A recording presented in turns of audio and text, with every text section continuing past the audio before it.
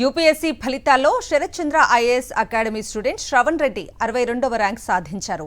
హైదరాబాద్ అశోక్ నగర్లోని అకాడమీ కార్యాలయంలో 62వ ర్యాంక్ సాధించిన శ్రవణ్ కుమార్ రెడ్డిని అకాడమీ మేనేజింగ్ డైరెక్టర్ శరత్ చంద్ర అభినందించారు.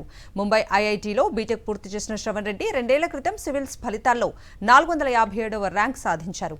తన అకాడమీలో కోచింగ్ ద్వారా శ్రవణ్ రెడ్డికి ఈ ర్యాంక్ సాధ్యమైందని శరత్ చంద్ర తెలిపారు. తన తల్లిదండ్రులకు అకాడమీ ఫ్యాకల్టీ ప్రోద్బలంతోనే ఈ ర్యాంక్ సాధించినట్లు శ్రవణ్ కుమార్ రెడ్డి తెలిపారు. మన అకాడమీ నుంచి వచ్చిన ర్యాంక్స్ లో 62nd, 68, 119 ఇలా 27 ర్యాంక్స్ వచ్చాయి ఈ ఇయర్.